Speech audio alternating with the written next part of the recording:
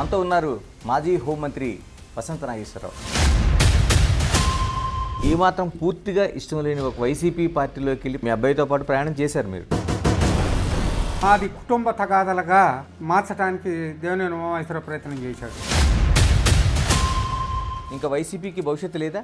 రాజకీయాల్లో హత్యలు ఉండవు సార్, ఆత్మహత్యలు. 11 మంది గెలిచారు. కనీసం ఈ 11 నియోజకవర్గాల్లో ఉన్న సమస్యలైనా చెప్పొద్దా? ఎన్టీఆర్ కేవలం 10,000 రూపాయల లంచం తీసుకుంటే ఒక మంత్రిని బయటికి అది పంపించే పరిస్థితి. ఓన్లీ ఎన్టీఆర్కి సాధ్యం. ఈ కూటమి ప్రభుత్వంలో నిజంగానే లంచం తీసుకున్న వాళ్ళు ఎవరైనా మీరు అలా బయటికి పంపించే పరిస్థితులు ఉన్నాయి? వీళ్ళకి కూడా సాధ్యం అయ్యేటట్టుగా వీళ్ళు నడవాలా, నడవకపోతే వీళ్ళని కూడా విమర్శిద్దాం. మీ వ్యాఖ్యలు కావచ్చు, మీ విమర్శలు కావచ్చు, కృష్ణప్రసాద్ రాజకీయాలకి ప్లస్సా మైనసా? నా మనస్సు అంగీకరించినటువంటి దాన్ని నేను మాట్లాడటం తప్పంటారా? కాంగ్రెస్, తెలుగుదేశం, వైఎస్ఆర్ పార్టీ, ఇప్పుడు తెలుగుదేశం ఇక్కడతో ఆగిపోయినట్టేనా ప్రయాణం? Welcome to Big TV. మనతో ఉన్నారు మాజీ హోంమంత్రి వసంత నాగేశ్వరరావు. నాగేశ్వరరావు గారు నమస్తే. నమస్తే అండి. ఎలా ఉన్నారు సార్? బాగున్నా. చాలా వరకు సుదీర్ఘ రాజకీయం చూశారు. అంటే ఉమ్మడి ఆంధ్రప్రదేశ్లో కావచ్చు, ఇప్పుడు తెలంగాణ విడిపోయిన తర్వాత రాజకీయాలను కూడా అబ్జర్వ్ చేస్తున్నారు. ఓవరాల్గా ఏమనిపిస్తుంది రాజకీయ పార్టీలు, రాజకీయ విధానాలు చూస్తుంటే? ఇప్పుడు 1952లో మనకు సంబంధించి తెలుగు ప్రజలకు సంబంధించినంత వరకు మనం ఉమ్మడి మద్రాసు రాష్ట్రాల్లో ఉండేవాళ్ళం. 1952లో వచ్చేటప్పటికి చీలిపోయిన తర్వాత మనం సెపరేట్ ఆంధ్ర ఏర్పాటు అయిన తర్వాత ఇప్పుడున్నటువంటి కర్నూలు దగ్గర నుంచి శ్రీకాకుళం దాకా ఉన్నటువంటిది ఒక ఆంధ్ర రాష్ట్రం ఏర్పాటు చేయటం, పొట్టి శ్రీరాములు గారి ఆత్మ బలిదానం వల్ల అయితేనేమి, మళ్ళీ వచ్చేటప్పటికి 1955 వచ్చేటప్పటికి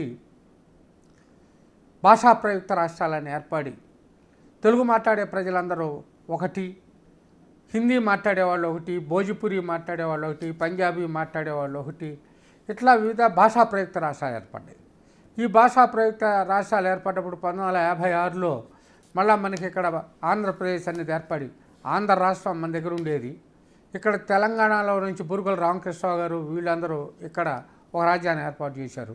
55 వచ్చేటప్పటికి ఆంధ్రప్రదేశ్ తొలి ముఖ్యమంత్రిగా నీలం సంజీవ రెడ్డి గారు ఏర్పాటు కావటం, ఇది ఒక రాజ్యాన్ని ఏర్పాటు చేయటం. తర్వాత మళ్ళా ఎప్పుడైతే అవసరాలు పెరిగినాయో అవమానాలు, అనుమానాలు గుర్తుకొస్తాయి. మాకు అవమానం జరిగింది, మాకు ఆంధ్ర ప్రజల పెత్తనం మాకు జరిగింది అని చెప్పని 1969లో మర్రి చెన్నారెడ్డి గారి నాయకత్వంలో ఆంధ్ర తెలంగాణ ఏర్పడాలి అని చెప్పని ఆయన పోరాటం చేయటం, ఎట్టకేలకు అది సాగిన తర్వాత ఇందిరాగాంధీ గారు చివరగా స్వర్గీయ జైపాల్ రెడ్డి గారు వీరందరూ కృషి వల్ల మీ గురువుగారు మా గురువు గారు అందుకని ఆయన పేరు చెప్పకుండా ఉండలేను ఎంత చెప్పినా సరే. మళ్ళీ దీంట్లో సోనియా గాంధీ గారు ఆమె రాష్ట్రాన్ని ఇవ్వాలని నిర్ణయం చేసుకోవటం, దానికి కేసీఆర్ గారు మొదటి నుంచి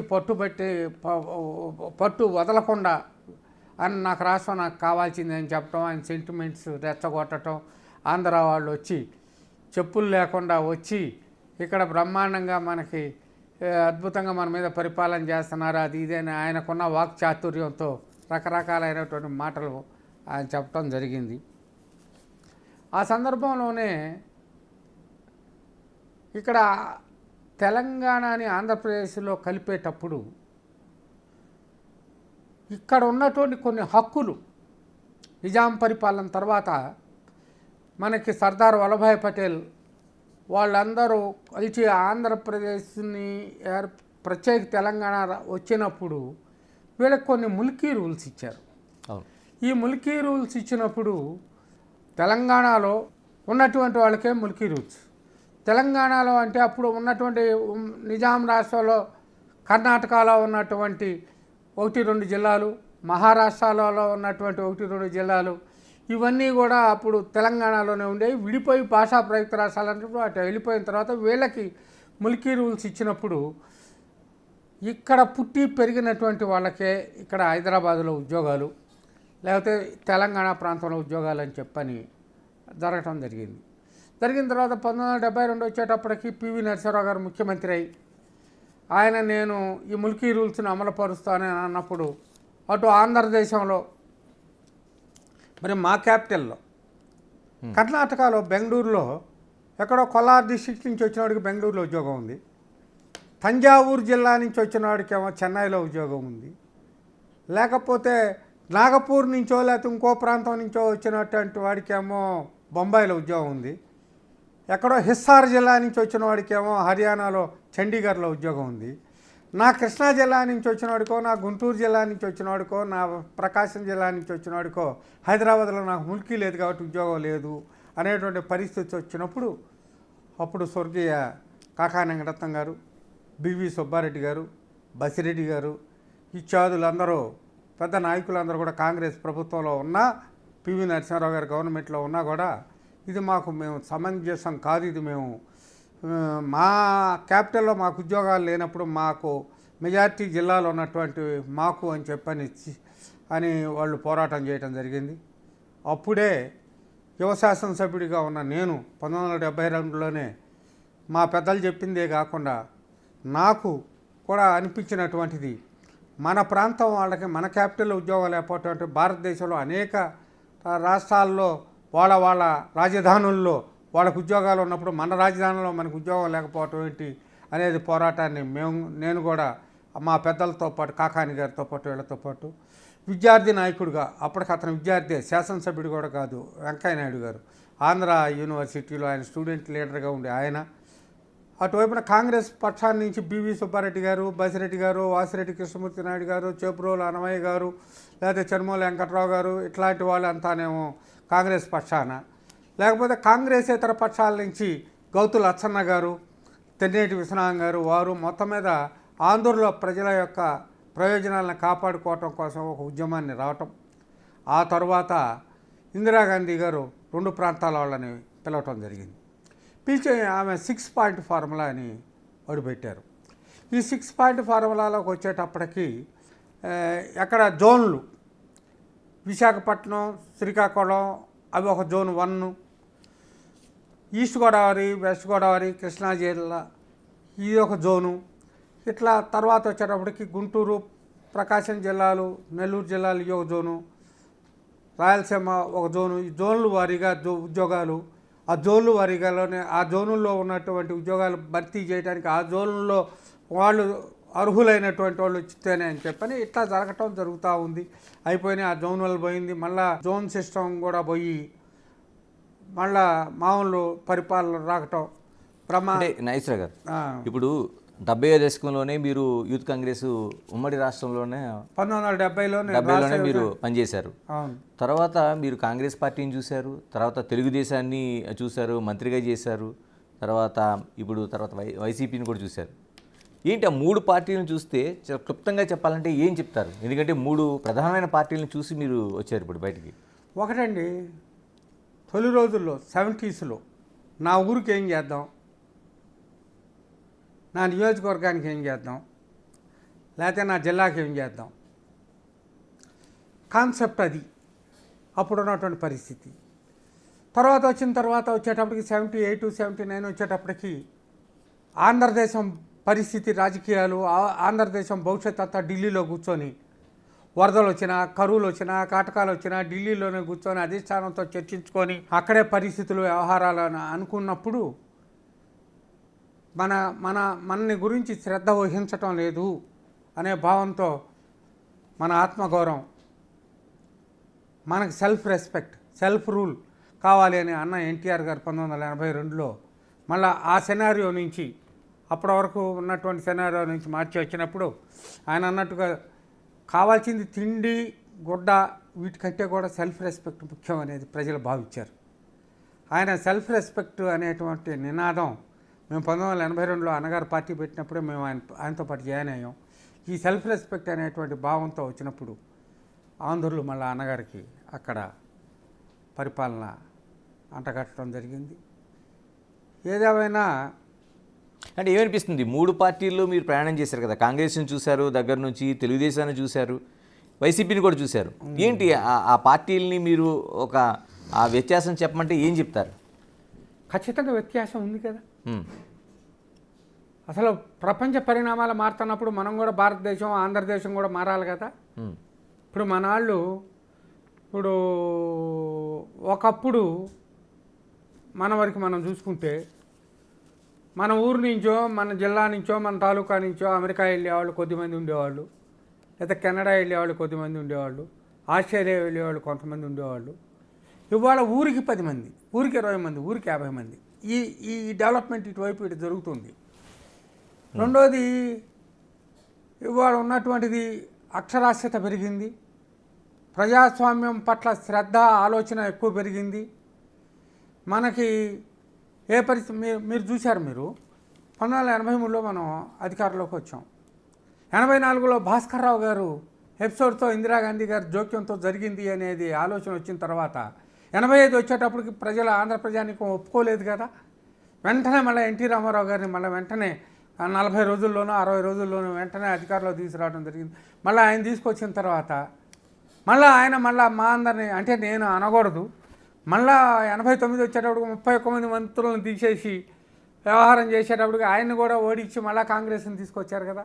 కాంగ్రెస్లో మళ్ళా 4 ముఖ్యమంత్రులు, మన విజయభాస్కర్ రెడ్డి గారు, అంజయ్ గారు, భవనం వెంకటరామారెడ్డి గారు, లేదా చెన్నారెడ్డి గారు ఇట్లా మారుతున్నారు అని అనుకుంటే మళ్ళా తీసుకురావటం, మళ్ళీ తీసుకొచ్చిన తర్వాత అన్నగారిని తీసుకొచ్చిన తర్వాత మళ్ళీ అన్నగారి దగ్గర పరిపాలన వచ్చేటప్పటికి మళ్ళీ లక్ష్మీపార్వతి గారి జోక్యం జరిగింది అని చెప్పి ఏమనుకుంటారంటే 3 పార్టీలను చూశారు కాబట్టి ఏది బెటర్ అనుకుంటారు మీరు ఒక మాటలో చెప్పాలంటే? గ్రాస్ రూట్ లెవెల్లో ఇప్పుడున్న తెలుగుదేశమే బెటర్ అనిపిస్తుంది. ఎన్టీఆర్ గారు, చంద్రబాబు గారు తెలుగుదేశమే బెటర్ అనిపిస్తుంది. ఒకప్పుడు బ్రహ్మానంద రెడ్డి గారు, సంజీవ్ రెడ్డి గారు, జవహర్లాల్ నెహ్రూ, అప్పుడు కాంగ్రెస్ వేరండి బ్రహ్మానంద రెడ్డి గారు ఉన్న దాకా. తర్వాత పరిణామాలు వచ్చిన తర్వాత మీరు అందరం తెలిసాం, భారతదేశంలో నియంత్రిత పోకలు ఎంతవరకు దూరం పోయినాయి అంటే నల్ల చట్టాలు రావటం, అసలు ఎలక్షనే లేకుండా, వ్యవహారమే లేకుండా అంతరా నియంతృత్వం, రాజ్యాంగాన్ని కూడా పక్కన పెట్టి ఇందిరాగాంధీ గారు ఎమర్జెన్సీని పెట్టారు కదా. ఆ ఎమర్జెన్సీని పెట్టిన తర్వాత అంతకుముందు ఉన్న కాంగ్రెస్ వేరు, ఎమర్జెన్సీని పెట్టిన తర్వాత కాంగ్రెస్ వేరు. ఇక్కడ కాంగ్రెస్ అనేటువంటిది మళ్ళా వచ్చిన తర్వాత ఏమాత్రం పట్టించుకోకుండా ఉన్నటువంటి పరిస్థితి వచ్చిన తర్వాత మళ్ళా పునర్వైభవం వచ్చిందంటే పివి అండ్ మన్మోహన్ కాంబినేషన్. మళ్ళీ భారతదేశం యొక్క ఆర్థిక విలువలన్నీ బంగారం తాకట్టు పెట్టాల్సిన పరిస్థితులు వచ్చిన తర్వాత పివి నరసింహారావు గారు ప్రధానమంత్రి అన్నో, మన్మోహన్ సింగ్ ఆర్థిక మంత్రిగా వచ్చిన తర్వాత వచ్చి కనుక ఈ మారుతున్నాయి, వస్తున్నాయి, వ్యవహారం జరుగుతున్నాయి, పరిస్థితి స్టెబిలిటీ ఏమిటి అని అనుకున్నప్పుడు ఆంధ్రప్రదేశ్కు సంబంధించినంత వరకు, ముఖ్యంగా కోస్టలాంధ్ర, రాయలసీమతో కూడుకున్న ఆంధ్రాకు సంబంధించినంత వరకు తెలుగుదేశం పార్టీతోనే దానికి అభివృద్ధి ఉంది. గారు 1100 కిలోమీటర్లు మనకి కోస్టల్ లైన్ ఉంది. కృష్ణా, గోదావరి, తుంగభద్ర, వంశధార, నాగావళి నదులు ఉన్నాయి. బ్రహ్మాండంగా నల్లరేగడి భూమిలో పంటలు పండించేటువంటి రైతాంగం ఉన్నారు. ఇల్లు ఉన్నప్పటికి కూడా అంతకుముందున్న పరిస్థితి వేరు. ఇవాళ వస్తున్నప్పుడు వాటిపైన ఇవాళ ప్రాజెక్టులు కడుతున్నటువంటి పరిస్థితి కానీ, లేకపోతే మనకు నిలబెట్టుకోవాలనేటువంటి పరిస్థితి కానీ ఇప్పుడు కొంతమందికి పోకడ. నాగార్జున సాగర్ దాని అంతకుముందు తర్వాత తీసుకున్నప్పుడు పోలవరం ఎప్పుడని ఇందిరాగాంధీ గారు. ఓకే, నీటి విషయాలు మాట్లాడదాం. అంటే ముందుగా నేనేమంటానంటే, ఇప్పుడు మీ సగ జీవితం అంతా కాంగ్రెస్ పార్టీ, అంతకంటే ఎక్కువ జీవితం తెలుగుదేశం పార్టీతో ముడిపడి ప్రయాణం చేసింది. అంటే మీకు ఏమాత్రం పూర్తిగా ఇష్టం లేని ఒక వైసీపీ పార్టీలోకి వెళ్ళి ప్రయాణం చేశారు. ఏమనిపించింది అక్కడ? అంటే కంఫర్ట్గానే ఫీల్ అయ్యారా, లేకపోతే అంటే మీ అబ్బాయితో పాటు ప్రయాణం చేశారు మీరు? వాస్తవం చెప్పాలంటే అక్కడ స్థానిక రాజకీయాల్లో కృష్ణప్రసాద్కి, దేవినేని ఉమామహేశ్వరరావుకి ఉన్నటువంటి ఇష్యూలో మాది కుటుంబ తగాదలుగా మార్చడానికి దేవినేని ఉమామహేశ్వరరావు ప్రయత్నం చేశాడు. 2 కుటుంబాల మధ్యలో తగాదుగా మా నియోజకవర్గ తగాదులు వచ్చినప్పుడు నేను ఎప్పుడైతే తెలుగుదేశం పార్టీ నుంచి బయటకు వచ్చానో, నేను ఎన్టీఆర్ గారు 31 మంది మంత్రులను తీసేసినప్పుడు నేను, జానారెడ్డి గారు, కేఈ కృష్ణమూర్తి గారు, ముద్రపేడ పద్మనాభం గారు మేము బయటకు వచ్చాము. అప్పుడు వ్యాక్యూమ్ ఏర్పడ్డది.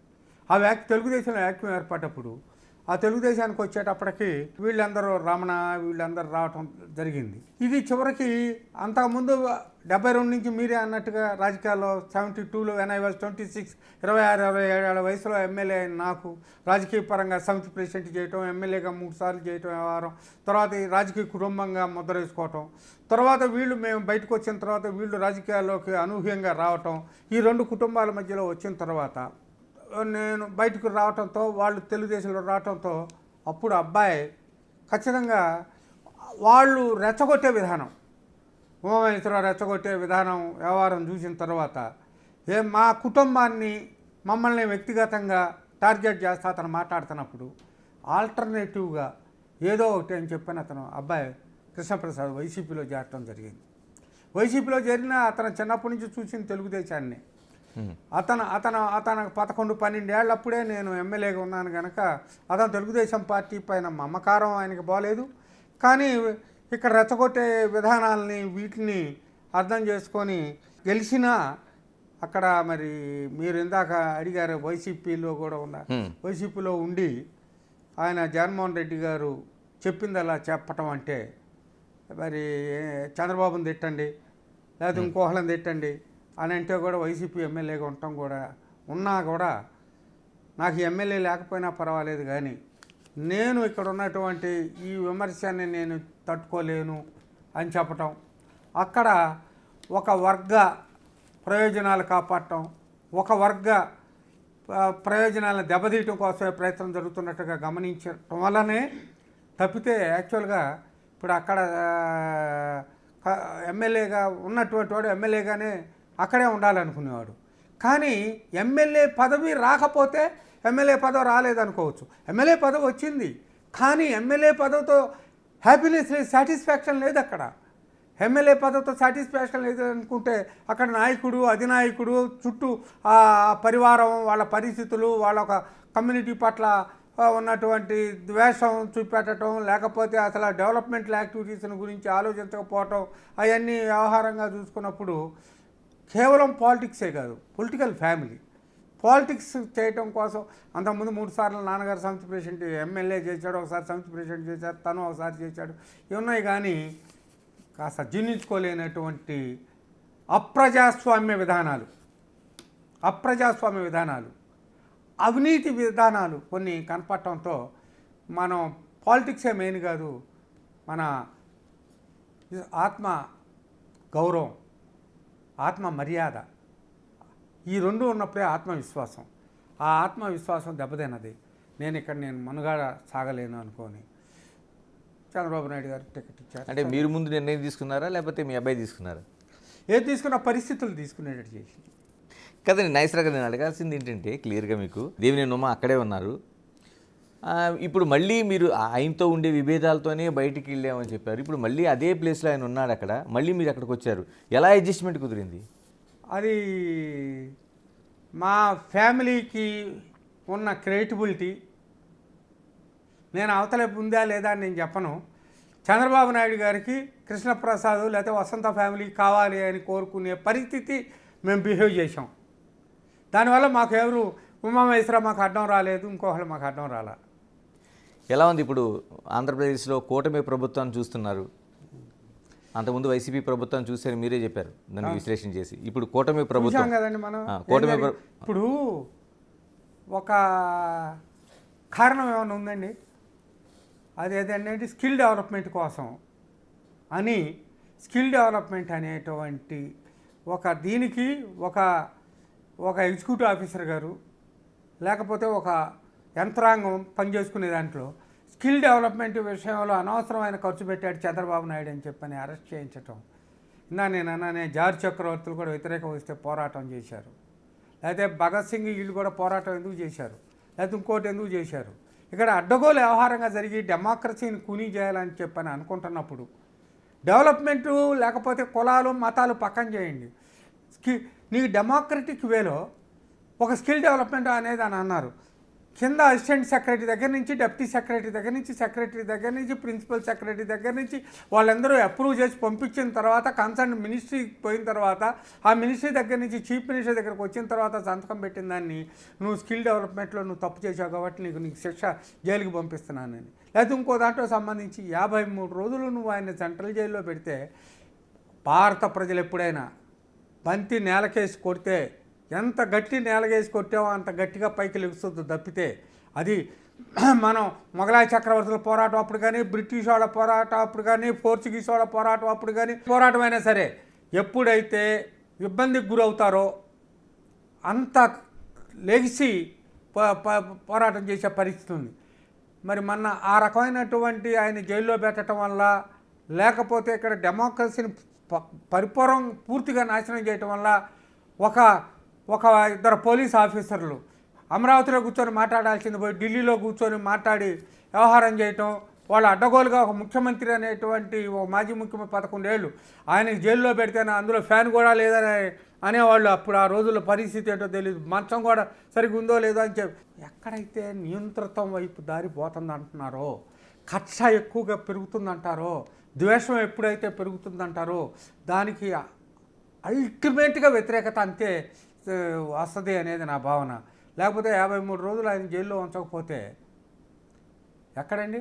న్యూజిలాండ్లో, అమెరికాలో, ఆస్ట్రేలియాలో, కెనడాలో అక్కడ ఉద్యమాలు మళ్ళా ఆయన వదిలిపెట్టాలని చెప్పనేది వ్యవహారం చేయటం అనేటువంటిది నేను మా ఊళ్ళో చూశానండి.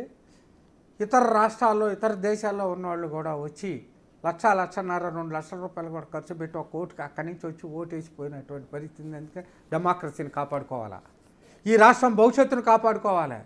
ఈ రాష్ట్రం క్యాపిటల్ లేనటువంటి రాష్ట్రంగాన్ని నీకు ఆయన 36,000 ఎకరాల పొలం, 30,000 ఎకరాల పొలం కొని ఇస్తే రాష్ట్ర ఖజానా నుంచి ₹1 ఖర్చు పెట్టకుండా ఆయన సేకరిస్తే దాంట్లో నువ్వు క్యాపిటల్ కట్టకుండా తాత్కాలిక క్యాపిటల్ విశాఖపట్నంలో ఒకటన్నావు, బెజవాడలో ఒకటన్నావు, కర్నూలులో ఒకటన్నావు, ఎక్కడా ఏ క్యాపిటల్ కట్టలేదు. ఆయన కట్టినటువంటి క్యాపిటల్ చంద్రబాబు గారు ఉండగా కట్టినటువంటి క్యాపిటల్లోనే అక్కడే అసెంబ్లీని జరిపావు, సెక్రటరియట్ జరిపావు, కానీ ముందుకు సాగనీయలేదు. కేవలం అక్కడ ఏంటి అంటే మీరు ఆ పార్టీలో ఉండగా మీరు కూడా 3 ఏదైతే క్యాపిటల్ సిద్ధాంతాన్ని మీరు కూడా ఆమోదించిన నేను వ్యతిరేకించా, పార్టీలో నేను వ్యతిరేకించా, అబ్బాయి కూడా వ్యతిరేకించాడు, కృష్ణప్రసాద్ కూడా వ్యతిరేకి. నేను ఓపెన్గానే మాట్లాడా. ఇక్కడ ఎన్టీ రామారావు గారు పేరు అక్కడ హెల్త్ యూనివర్సిటీ తీసేయడం తప్పని నేను చెప్పాను. 30,000 ఎకరాల పొలం ఇచ్చినటువంటి రైతాంగానికి అక్కడ ఇచ్చినటువంటి ఆంధ్ర ప్రాంతంలో నడిబొడ్డులో అటు కర్నూలు నుంచి ఇటు శ్రీకాకుళం చూస్తే సెంటర్లో ఉన్నటువంటిది విజయవాడ, అక్కడ ఇచ్చినటువంటి దాన్ని కాదని ఇంకో తోట అని తప్పు అని నేను చెప్పాను. నేను క్యాబినెట్లో ఒక వర్గాన్ని పూర్తిగా తుడిచివేయటం అనేటువంటిది కూడా తప్పని కూడా నేను చెప్పాను. నేను ఎలా ఉండబోతుంది 3 పార్టీల ప్రయాణం, BJP, Telugu Desam, Janasena? Positive attitude, negative attitude అండి. అతన్ని ఓడించడానికి 3 పార్టీలా, రాష్ట్రాన్ని బాగు చేయడానికి 3 పార్టీలా? రాష్ట్రాన్ని బాగు చేయటానికే 3 పార్టీలు కలయిక అవసరమని నా భావన. ఎందుకంటే బీజేపీ అక్కడ నరేంద్ర మోడీ ఉన్నాడు, ఆ బీజేపీ అట్లానే సైద్ధాంతికమైనటువంటి సిద్ధాంతపరమైనటువంటి పోరాటం చేసినటువంటి పవన్ కళ్యాణ్ ఉన్నాడు. ఆంధ్రదేశంలో బాగా వేళ్ళు నూనుకుపోయినటువంటి, బాగా లోతుకుపోయినటువంటి ఒక నిర్మాణాత్మకమైనటువంటి పార్టీ తెలుగుదేశం పార్టీ ఉంది. దీనికి ఒక దూర ఆలోచన ఉంది. ఇప్పుడు నిన్న ఆయన చెప్పాడు, గోదావరి నుంచి బనకిచెర్లకి నేను నీళ్ళు ఇస్తే కానీ మనకి సాధ్యం కాదనేది. పోలవరం, క్యాపిటల్, ఈ 2 లక్ష్యం అనేటువంటిది ఈ యొక్క కూటమిపైది. ఈ రెండిట్ని అది నెగ్లెక్ట్ చేసింది గత ప్రభుత్వం. ఈ రెండిట్ని ఈ ప్రభుత్వం కావాలని అనుకుంటుంది కనుక ఈ పోలవరం ప్రాజెక్టు, క్యాపిటల్ 2 పూర్తయితే ఆంధ్రప్రదేశ్ భారతదేశంలో ఉన్న అన్ని రాష్ట్రాల కన్నా బ్రహ్మాండమైన అభివృద్ధి చెందినటువంటి రాష్ట్రంగా ఉంటుంది. దీంట్లో ఉన్నటువంటి పిల్లవాళ్ళు అట్లాంటి ఇప్పుడు విద్యా సంస్థలు వచ్చి పిల్లలు మొదటి నుంచి ఇక్కడి నుంచి ఎప్పుడో మనం 100 ఏళ్ల నాడే ఇతర ప్రాంతాలకు వెళ్ళిన వాళ్ళు, ఈ ప్రాంతాల నుంచి వాళ్ళు ఉన్నారు, వ్యవసాయదారులు ఉన్నారు. అట్లానే నేను చెప్పినటువంటి వనరులోనే వాటిని ఆడుకుంటే వెరైటీసు, మ్యాంగనీసు, ఐరన్ ఓరు ఒకటే, వాటి ఖనిజ సంపద పోళ్ళు ఉంది, వాటిని అంతే పెట్టారు. అంటే ఈ 5 ఏళ్ల కాలంలో అప్పటికే ఒక 1 year అయిపోయింది మనకి.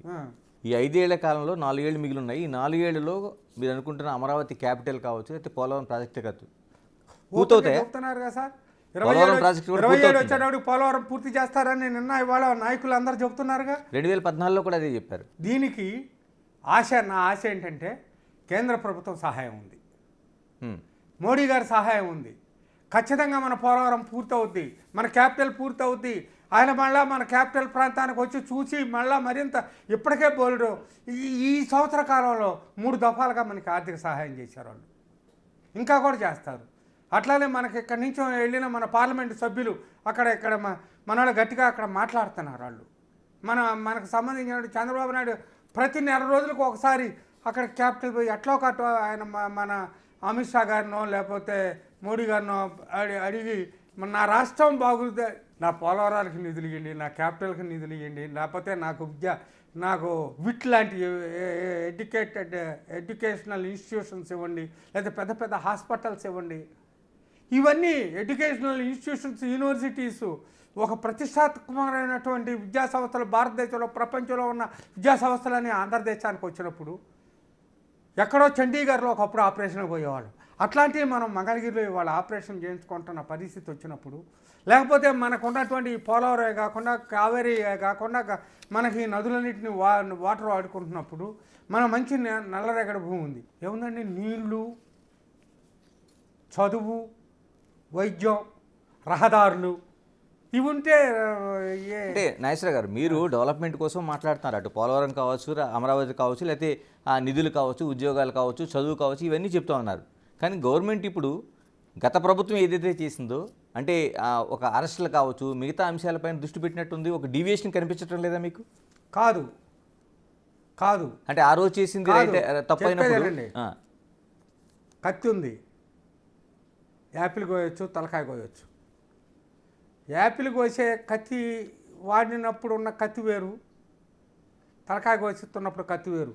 అది కేవలం అనవసరమైనటువంటి, మీరు చూశారు ఎట్లాంటి ఆనాడు కొందరిని గురించి, కొన్ని గౌరవప్రదమైన కుటుంబాల గురించి కొంతమంది వాడిన భాష, కొంతమంది కొన్ని కులాల గురించి వాడిన భాష, కొందరు అసలు డెమోక్రటిక్ స్టేట్లో ఉన్నామా మనం అనిపించేటువంటి వినూతనమైనటువంటి పద్ధతులతో వ్యవహరించినటువంటి తీరు. ఇప్పుడు మీరు ఒక సీనియర్ హోమ్ మినిస్టర్గా పనిచేశారు, ఇరిగేషన్ మినిస్టర్గా పనిచేశారు. అప్పుడు కోసిందేమో మీరు పళ్ళు కోసినట్టు అంటున్నారు, పీకిలు కోసినట్టు అంటున్నారు. ఇప్పుడు కోస్తే పళ్ళు ఎలా కోసినట్టు అవుతుంది? ఎట్లా అంటారు? లా అండ్ ఆర్డర్ని కంట్రోల్లో పెట్టడం వేరు, లా అండ్ ఆర్డర్ని చేతిలో తీసుకోవటం వేరు. అప్పుడు లా అండ్ ఆర్డర్ని చేతిలో తీసుకున్నారు, ఇప్పుడు లా అండ్ ఆర్డర్ని కంట్రోల్లో పెడుతున్నాం. ఇప్పుడు అంటే ఇప్పుడు జరుగుతున్న ఈ అరెస్టులు ఏవైతే ఉన్నాయో అవన్నీ లా అండ్ ఆర్డర్ని కంట్రోల్లో పెట్టడం, ఇవన్నీ తప్పంటారా? ఇవన్నీ తప్పంటారా? చెప్పాలి మీరే. అంటే మీరు ఎన్టీ రామారావు గారి కుమార్తెని విమర్శించడం కరెక్ట్ అంటారా మీరు? లేకపోతే అతను ఎవరో గుంటూరులో ఉంటాడు, అతను ఒక కులాన్ని పట్టుకొని ఆ కులంలో ఉన్నటువంటి వాళ్ళని అందరినీ పట్టుకొని ఇష్టం వచ్చినట్టుగా నా ఇష్టం, నన్ను ఎదురు ఎవడన్నా మాట్లాడతాడా అని చెప్పని అడిగితే అతన్ని ఇదంటారా? లేకపోతే నీ ఇష్టం వచ్చినట్టుగా డెమోక్రసీ ఉంది కదా, నీకు ప్రజాస్వామ్యంలో ఉన్నారు, అట్లా మాట్లాడితే ఇప్పుడు కూడా ఎవరైనా మాట్లాడితే తప్పే. ఇప్పుడు చేస్తే తప్పు కాదు, ఇప్పుడు మాట్లాడితే తప్పు. అప్పుడు మాట్లాడితే తప్పు, ఇప్పుడు మాట్లాడితే ఇప్పుడు తప్పే. ఇప్పుడు అట్లా మాట్లాడితే వీళ్ళనైనా ఖండించాల్సిందే, వీళ్ళనైనా మనం ఊరుకోకూడదు. కానీ ఇక్కడ నాకు తెలిసినంతవరకు చంద్రబాబు నాయుడు కానీ, లేకపోతే ఇక్కడ బీజేపీకి సంబంధించిన వాళ్ళు కానీ, లేకపోతే పవన్ కళ్యాణ్ కానీ, లేకపోతే యువనాయకుడు అతను మన లోకేష్ కానీ అట్లా నోరు బారేసుకుంటారు, ఎదట వాళ్ళని రెచ్చగొడతారు, ఎదట వాళ్ళని ఇబ్బంది పెడతారు అని నేను అనుకోను. వాళ్ళ చర్యలు ఆనాడు చేసినటువంటి చర్యకి ప్రతిచర్యగా ఇది ఉందేమో కానీ ఇది ప్రతీకార చర్య కాదు. ఇది అంటే రెడ్ బుక్ పాలసీని మీరు కూడా ఆమోదిస్తున్నారు? కాదు, రెడ్ బుక్ గుర్తుంచుకోవడానికి మీరు చేసిన దౌర్జన్యాలు, మీరు వాడినటువంటి పదజాలాన్ని, మీరు అక్రమంగా డబ్బుని దుర్వినియోగం చేసిన దాన్ని, లేకపోతే మీరు ఏ రకంగా అవినీతి లంచగొండితనం వ్యవహారం జరిగింది అనేదాన్ని ఖండించడం కోసం రెడ్ బుక్లో ఉంది కానీ, లేకపోతే వాడు పుల్లైనో ఎల్లైనో మల్లైనో ఇబ్బంది పెట్టడం కోసం అనేది కాదు. రైట్, నైస్ గారు. అంటే ఇప్పుడు మీరు చెబుతున్న మాటల ప్రకారం ఇంకా వైసీపీకి భవిష్యత్తు లేదా? రాజకీయాల్లో హత్యలు ఉండవు సార్, ఆత్మహత్యలే. ఆయన నిన్న కూడా ఏంటండి 11 మంది గెలిచారు, శాసనసభలోకి వచ్చి ప్రజా సమస్యలు మాట్లాడొద్దా? కనీసం మీ 11 నియోజకవర్గాల్లో ఉన్న సమస్యలైనా చెప్పొద్దా? ఒకటండి, ఆయన ఏమన్నా మంచి పనులు చేస్తే అవి కూడా ఈ ప్రభుత్వం కొనసాగించుద్ది. అమ్మ ఒడి, లేకపోతే పేద ప్రజల్ని చదివించటం, లేకపోతే ఇంకోటి ఉంటాడు. మంచి పనులు ఏదైనా అతను చేసి ఉంటే అతను అన్నీ చెడు పనులు చేశాడు అనట్లేదు. అతను చేసిన మంచి పనులు ఏమైనా ఉంటే అవన్నీ జరిగించుకుంటూనే ఈ సంక్షేమంతో పాటు అభివృద్ధి పథకాలు కూడా లాంగ్ రన్లో భవిష్యత్తు ఆంధ్రప్రదేశ్ని అద్భుతంగా చూసేదానికోసం కూడా ప్రయత్నం జరుగుతుంది. మీకు ఒక పాత విషయాన్ని గుర్తు చేయాలనుకుంటున్నాను. కేవలం మీరు అంటే సీనియర్ ఎన్టీఆర్ ప్రభుత్వంలో కూడా మీరు పనిచేశారు. కేవలం 10,000 రూపాయల లంచం తీసుకుంటే ఒక మంత్రిని ఆయన బయటికి పంపించే అది పరిస్థితి. ఆనాటి పరిస్థితి. మరి ఇప్పుడు అలా ఉందా? ఇప్పుడు ఆయన కోకటపల్లి ఆ. రామచంద్రరావు గారు ఆయన 10,000 లంచం తీసుకున్నాడని ఐజీ ఇంటెలిజెన్స్ ఇట్లా ఆయన అడుగుతున్నాడు. ఆయన ఇవ్వటానికి రేపు పొద్దున వెళ్తారు, ఏం చేయమంటారు అని అంటే, అట్లాంటి నా మంత్రివర్గంలో నుంచి ఎవరైనా 10,000 అయినా లంచం తీసుకునేటటువంటి పరిస్థితి ఉంటే పట్టుకొని తీసేద్దాం అంటున్నాడు. ప్రపంచంలో ఎక్కడన్నా, భారతదేశంలో ఎక్కడన్నా ఉందా? అది ఓన్లీ ఎన్టీఆర్కి సాధ్యం. ఇప్పుడు మీకు సాధ్యమేనా? ఈ కూటమి ప్రభుత్వంలో నిజంగానే 10,000 రూపాయల లంచం తీసుకున్న వాళ్ళు ఎవరైనా మీరు అలా బయటికి పంపించే పరిస్థితులు ఉన్నాయా? అట్లాంటి పరిస్థితి సీనియర్ ఎన్టీఆర్ ఆదర్శాలతో, లక్ష్యాలతో, ఆ సిద్ధాంతాల ప్రకారంగానే నడుస్తామని చెబుతున్నారు. కాబట్టి వీళ్ళకి కూడా సాధ్యం పడాలా, సాధ్యం అయ్యేటట్టుగా వీళ్ళు నడవాలా, నడవకపోతే వీళ్ళని కూడా విమర్శిద్దాం. ఓకే, దానికి సిద్ధంగా ఉన్నారు మీరు? ఎస్. తప్పు చేసేవాడు ఎవడ తప్పు, ఏ కాలంలో తప్పు చేసినా తప్పే. తప్పుని ఖండించడానికి ఎందుకు వెనకాడాలి? మనం మంచి అనుకున్నప్పుడు మనం లెటర్స్ హోప్. ఇప్పుడు నాకు తెలిసినంత వరకు తప్పు జరగదని నేను ఆశిస్తున్నా. నాగేశ్వరరావు గారు, చంద్రబాబు నాయుడుతో మీకు ఒక మంచి సంబంధాలు ఉన్నాయి, కానీ ఎందుకంటే ఆయన ముఖ్యమంత్రిగా చేసిన సమయాల్లో మీరు ఎక్కడ యాక్టివ్ పాలిటిక్స్లో లేకుండా వెనకుండే రాజకీయాలు చేసే పరిస్థితి వచ్చింది? 83 నుంచి 89 దాకా ఉన్నప్పుడు వారితో నాకు సంబంధాలు బాగానే ఉండేవి. తర్వాత నేను ఇందా చెప్పాను కదా, 89లో బయటకు వచ్చిన తర్వాత నేను వారితో సంబంధాలు పెట్టుకోలేదు. ఇప్పుడు అబ్బాయి కృష్ణప్రసాద్ ఆయన చేసే మంచి పనులను సమర్థిస్తున్నాడు. అట్లానే కృష్ణప్రసాద్ చేసే మంచి పనులు కూడా చంద్రబాబు నాయుడు, లోకేష్ ఇద్దరు కూడా సమర్థిస్తున్నారు, బలపరుస్తున్నారు. ఆయన బ్లెస్సింగ్, వాళ్ళిద్దరు బ్లెస్సింగ్స్ కూడా కృష్ణప్రసాద్కి ఉన్నాయి, ఆ నియోజకవర్గానికి ఉన్నాయి. మీరు ఒక సీనియర్ మంత్రిగా ఉన్నారు. మీరు చెప్తున్నట్టు మీ వ్యాఖ్యలు కావచ్చు, లేకపోతే మీ ఆలోచన విధానం కావచ్చు, మీ విమర్శలు కావచ్చు, ఇప్పుడు కృష్ణప్రసాద్ రాజకీయాలకి ప్లస్సా మైనసా? నేను సమంజసమైనటువంటి వ్యాఖ్యలు చేయకపోతేనేమో ఆయనకు నష్టం జరుగుద్ది. నేను సమంజసమైన వ్యాఖ్యలు చేస్తేనేమో ఆయన భవిష్యత్తుకు బాగానే ఉంటాయి. వైసీపీలో కొంత నష్టం జరిగినట్టుంది. జగన్మోహన్ రెడ్డి గారు కృష్ణప్రసాద్ పిలిచి మీ నాన్నగారు ఏంటి ఇట్లా మాట్లాడతాడు వారండి, ఆయన ద్వారానే అది రండి, ఆయన ఉన్నది, ఆయన మాట్లాడకుండా మనం ఆయన ఆపలేము అని సమాధానం చెప్పినట్టు ఉంది. న్యాయం అనుకున్నది, ధర్మం అనుకున్నది, నీతి అనుకున్నది, నా మనస్సు అంగీకరించినటువంటి దాన్ని నేను మాట్లాడటం తప్పు అంటారా? రైట్. ఇప్పుడు రాష్ట్ర విభజన జరిగింది. రాష్ట్ర విభజన తర్వాత మీరు చూస్తుంటే ప్రధానంగా ఆ రోజున అనుకున్నాం, ఈ రోజున అనుకున్నాం. నేను 1972లోనే ఈ రాష్ట్రం విభజన జరగాలని నేను కోరుకున్నా. అవును, జయాంధ్ర ఉద్యమాన్ని, జయాంధ్ర యాజిటేషన్లో పాల్గొన్న కొద్ది మందిలో జైల్లో, రాజమండ్రి సెంట్రల్ జైల్లో ఉన్న వాళ్ళలో కూడా నేను ఒకడిని. ఇలాగ నీటి వాటాలకు సంబంధించి ఇప్పుడు కృష్ణా గోదావరి జలాలకు సంబంధించి ఇప్పటికీ ఒక చర్చ జరుగుతూ ఉంది. ఆ నీటి వాటాల పంపకం పైన మీరు, ఎందుకంటే అగ్రికల్చర్ మినిస్టర్గా పనిచేశారు మీరు. అవునండి. ఎలాగా అంటే ఇప్పటికీ 2 రాష్ట్రాలు ఎలాంటి స్టెప్స్ తీసుకోవాల్సిన అవసరం ఉంది? వాస్తవానికండి మనకి మహారాష్ట్ర, కర్ణాటక నుంచి మన 2 నదులు వస్తున్నాయండి. గోదావరి ఏమో మహారాష్ట్ర నుంచి, కర్ణాటక నుంచేమో కృష్ణా ఇదండి. ఈ పైనేమో వాళ్ళందరూ బ్రహ్మాండం కట్టుకుంటున్నారండి. ఇక్కడ కర్ణాటకలో ఆల్మట్టి కట్టాడు ఈయన. దాని అప్పుడేమో ఇప్పుడు ఇక్కడ ఉన్నటువంటి ప్రభుత్వాలు పెద్దగా పట్టించుకోలేదు. పైపెచ్చు ఆయన దేవగౌడ్ గారు ప్రధానిగా ఉండి దాన్ని ఎత్తు లేపటం కూడా జరిగిందండి. ఇటేపు వెళ్ళినప్పుడేమో మనకి ఇక్కడ బాబ్లీ ఇవన్నీ కట్టడం ఇవన్నీ జరుగుతున్నాయండి. దిగువ ఉన్నటువంటి మనకి కొంచెం ఇబ్బంది ఉన్నమాట నిజమే. కానీ ఏవైతే ఇప్పుడు ఇక్కడ ఈయన కాళేశ్వరం ఈయన కట్టినా లేకపోతే ఈ కట్టినా మన పోలవరం పూర్తి అయితే మనకి సమస్యలు ఉండవండి.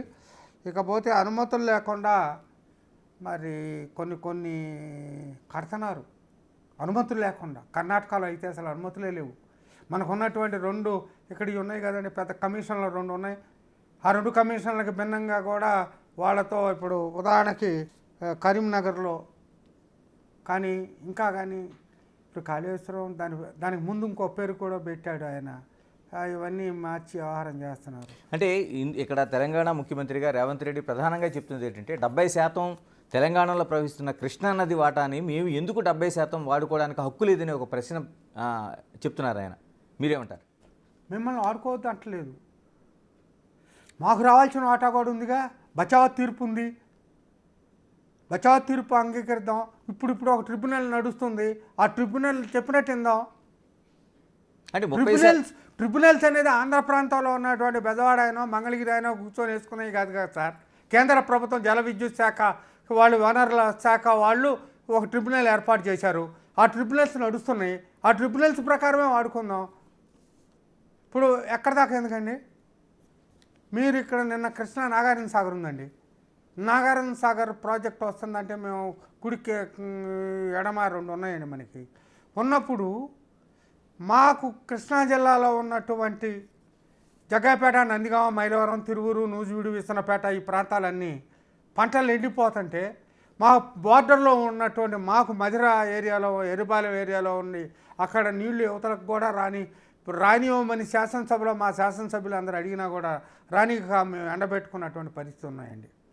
మాకు మరి నాగార్జున సాగర్ ఎడమ కళ్యాణాలు మరి అవన్నీ చేయడానికి మా ముత్యాల రాజా గారు నాగార్జున సాగర్ అనేది రావాలనేది మరి ప్రయత్నం చేసినటువంటి వాళ్ళలో ఆంధ్ర ప్రాంతం నుంచి వచ్చినటువంటి వాళ్ళు ఆర్థిక మరి రకాలుగా చెప్పి ఎంతో ఆశలు పెట్టి మాకు నందికొండ సాగర్ వచ్చిన అని మేము పాటలు పాడుకొని నీలం సంజయ్ రెడ్డి గారు, జవహర్లాల్ నెహ్రూ గారు శంకుస్థాపన చేస్తే వస్తానుకుంటే ఇవాళకి మాకు జోన్ 2కి జోన్ 3కి మాకు నందిగామ ప్రాంత కృష్ణా జిల్లాలో, ఎన్టీఆర్ జిల్లాలో నీళ్లు రావు. అటేపున కొంచెం ఏదైనా వచ్చినా గుంటూరు జిల్లాలో అవకాయ తప్పితే మాకు ఇక్కడ వీళ్ళకి ఏమన్నా నీళ్లు లేకుండా మేము ఏమన్నా తీసుకుపోతున్నాం. మాకు ఎట్లన్నా దిగువ నుంచి కిందకు వదిలితేనే కదండి మాకు వచ్చేది. మాకేంటంటే సముద్రం మాకేదో సార్ ఆర్దర్ కాటన్ పుణ్యవాట గోదావరి మీదనో లేకపోతే ఆ కృష్ణా మీద బెజవాడ దగ్గరనో ఆ గోదావరి దగ్గర కట్టుకున్నాయి. ఆ తర్వాత ప్రకాశం పంతులు గారు వచ్చి చేసినవి. కానీ ఆంధ్రప్రదేశ్ ఏర్పడ్డ తర్వాత తెలంగాణలోకి వచ్చినటువంటి కృష్ణా గోదావరి మీద వచ్చినటువంటి ఆనకట్టలు కానీ ఇవన్నీ కానీ మాకు రాలేదండి. Okay, right. అంటే నేంటే ఇప్పటికీ మీరు వ్యవసాయ శాఖ మంత్రిగా పనిచేసిన ఇది ఉంది. ఇప్పటికీ మనకి నకిలీ విత్తనాలను చూస్తున్నాం, లేకపోతే బీటీ విత్తనాల ముసుగులో జరుగుతున్న దోపిడీలు చూస్తున్నాం, గిట్టుబాటు ధర రాకుండా రైతులు ఆత్మహత్యలు చూస్తున్నాం. ఈవెన్ అప్పటి నుంచి ఇప్పటికీ ఏమైనా అన్నిటికండి నిజాయితీ అవసరం అండి. ఒక అన్నదాతకి అన్యాయం చేస్తున్నాం అనేటువంటి భావన వాళ్ళకు ఉండాలి. లాభమే ఇదని. కానీ మన విజిలెన్స్లు ఉన్నాయి, ప్రభుత్వాలు చిత్తశుద్ధిగా పనిచేయాలా, విజిలెన్స్ బాగా యాక్టివిటీ పనిచేయాలా. ఎరువుల దగ్గర కానీ, క్రిమిసంహారకం కానీ, ఈ విత్తనాలు కానీ అవినీతి జరగకుండా, కల్తీ జరగకుండా, మోసం జరగకుండా ప్రభుత్వ యంత్రాంగము, ప్రభుత్వంలో ఉన్న అన్ని శాఖల వాళ్ళకి సమిష్టిగా పనిచేసి రైతుని ఆదుకోవాల్సినటువంటి పరిస్థితి రావాలి సార్. అది దానికి గుడ్ గవర్నెన్స్ ఉండాలి. ఆ good governance, let us hope good governance. Sir మిమ్మల్ని సూటిగా అడగదలుచుకున్నాను. అంటే మీరు ఇంత రాజకీయ చరిత్ర ఉంది, మీరు ఇన్ని వర్గాలను కలుపుకొని ఒక ప్రయాణం చేసిన వ్యక్తి కేవలం ఒక కమ్మ సామాజిక వర్గానికి దానికి పూర్తి ప్రాధాన్యత లేదని ఒక పక్షపాత వైఖరి తీసుకుని చాలా చోట్ల మీ వాయిస్ వినిపిస్తూ ఉంటుంది. నాకు అభిమానం ఉంది కానీ దురభిమానం లేదండి. అందరితో పాటు సమానంగా కావాలంటాను కానీ అందరినీ అణిదొక్కి నాకు కావాలని నేను అన్నాను. అందరిలాంటి వాళ్ళనే నేను అనుకుంటా కానీ నాకు అభిమానం ఉన్నమాట నిజం కమ్యూనిటీ అంటే. కానీ దురభిమానం లేదండి నాకు. నా చరిత్ర తీసుకోండి, నా ఊళ్ళో చూసుకోండి. నా ఊళ్ళో నేను 1970లో నేను సర్పంచ్ అయినప్పుడు 24వ ఏట నేను అన్ని కులాల ప్రతినిధిగానే నేను గెలిచానండి. ఇప్పటిదాకా నా నియోజకవర్గంలో అన్ని కులాలు నన్ను ఆప్యాయతగానే ప్రేమగానే చూస్తే నేనంతే చూస్తాను వాళ్ళని. అంటే వైసీపీ నాకు మెరిట్స్ డిమెరిట్సే కానీ no question of likes and dislikes అండి. అంటే వైసీపీని వ్యతిరేకించిన ఒక అంశం ఇది కూడా ఉంది. కాదు, వాళ్ళు వ్యతిరేకిస్తే వాళ్ళు ద్వేషము అణగదొక్కాలని ప్రయత్నం చేస్తున్నారు కాబట్టి అది కరెక్ట్ కాదన్నానండి. ఎన్టీఆర్ గారి పేరు తీసేయటం ఏంటి ధర్మం అండి హెల్త్ యూనివర్సిటీకి? లేకపోతే మీరు క్యాపిటల్ అక్కడ కట్టకపోవటానికి కారణం ఏంటండి చెప్పండి. క్యాబినెట్లో ఒక్కడికి కూడా మినిస్ట్రీ ఇవ్వడానికి కారణం ఏంటండి? మీకు ద్వేషం ఉందని నేను ఎత్తి చూపా, కానీ నాకు నాకు దురభిమానం ఉందని నేను చెప్పటల్లా. మీ ఒక కులాన్ని మీరు అణగదొక్కాలని చూస్తున్నారు, ఇది కరెక్ట్ కాదన్నాను తప్పితే నేను ఏమన్నా వైఎస్ రాజశేఖర రెడ్డి గారిని అన్నానా, బ్రహ్మానంద రెడ్డి గారిని అన్నానా, జైపాల్ రెడ్డి గారిని అన్నానా? ఒక పర్టిక్యులర్ పీరియడ్లో పర్టిక్యులర్ వ్యక్తి అతనికి అర్థం కాక అయాచితంగా వచ్చినటువంటి దాన్ని జాగ్రత్తగా వాడుకోవడం చేతగాక అనవసరంగా రెచ్చగొట్టాడు అన్నాను. కానీ ఒక సమాజం కులాలు, మతాలు, ప్రాంతాల పేరుతో ద్వేషాలతో పైకి రాదండి. అన్నీ కలిసి ఉంటేనే పైకి వచ్చేది. చివరిగా చెప్పండి నాగేశ్వరరావు గారు, అంటే మీకు ఎంత కాదనుకున్న ఆత్మాభిమానం ఎక్కువ. ఎందుకంటే నందమూరి తారక రామారావు పదే పదే ప్రస్తావించే మీరు కాంగ్రెసు, తెలుగుదేశం, వైఎస్ఆర్ పార్టీ, ఇప్పుడు తెలుగుదేశం, ఇక్కడతో ఆగిపోయినట్టేనా ప్రయాణం? నేను ఎప్పుడు కూడా నేనుగా నా స్వతంత్రించి నిర్ణయాలు తీసుకోలేదు, పరిస్థితులు నిర్ణయాలు తీసుకొచ్చినాయి. నేను మటుకు అన్నగారి దగ్గర నుంచి బయటకు వచ్చింది మటుకు 31 మంది మంత్రులు మా బడ్జెట్ లీక్ చేశారు అన్నప్పుడు ఆత్మాభిమానంతో బయటకు వచ్చిన మాట నిజమే. తర్వాత పరిణామాలన్నీ స్థానిక రాజకీయాల్లో అక్కడ కృష్ణప్రసాద్ తీసుకున్న నిర్ణయాల్ని నేను భిన్నంగా తీసుకోలేకపోయాను, నేను అంగీకరించాను. నేను ఏది కూడా రాజకీయాల్లో ఒకటే చెప్తున్నానండి, ప్రజల క్షేమం కోసం, ప్రజల కోసం, మంచి రాజకీయం కోసం. నేను ఇష్టపడని దాన్ని ఇష్టపట్టలేదని ఖండిస్తానేమో, కానీ నా స్వార్థం కోసం, నా భవిష్యత్తు కోసం, లేకపోతే నా పర్సనల్ ఎజెండాతోనో నేను ఏనాడు నేను చేయలేదు. కొన్ని తప్పులు జరిగినప్పుడు ఆ తప్పులు నేను అంగీకరించలేకపోయిన మనస్తత్వం నాకు ఉంది. ఇందాకే మీరు చెప్పారు కదా ఆత్మాభిమానం ఉందని. ఆత్మాభిమానం ఉండటం వల్లనే ఒకవేళ నేనేమన్నా గట్టిగా చెప్పానేమో. అంటే తెలుగుదేశం పార్టీ చివరి పార్టీ అని చెప్పట్లేదు మీరు? అవకాశం లేదంటారా? ఇంకా పాలిటిక్స్ లేవండి అసలు. ఇప్పుడు నేను 78, 79. మీ పాలిటిక్స్ అంటే కృష్ణప్రసాద్ గారి పాలిటిక్సే కదా, వేరువేరుగా చూస్తున్నారా? నేను చంద్రబాబు నాయుడు, లోకేష్, ఈ పవన్ కళ్యాణ్, బీజేపీ వీళ్ళ ఈ కూటమితో రాష్ట్రం బాగుంటుంది, మంచి రాజకీయాలు చేస్తారు, మంచి రాజకీయాలు ఉంటాయి కాబట్టి వాటిని ప్రోత్సహిస్తాం, సమర్థిస్తాం. థ్యాంక్ యూ నాగేశ్వరరావు గారు, థ్యాంక్ యూ వెరీ మచ్. ఇది అంటే ఎక్కడైనా అభివృద్ధి అనేది ఆత్మాభిమానంతో ముడిపడి నడవాలి. అలా లేనప్పుడు ఆ నడవడిక అనేది ఎక్కడైనా వ్యతిరేకించాల్సిన అవసరం వస్తుంది. అలాంటి రాజకీయాల్లో మనం వసంత నాగేశ్వరరావు గారిని చూస్తాం. Keep watching Big TV. This is Ganesh.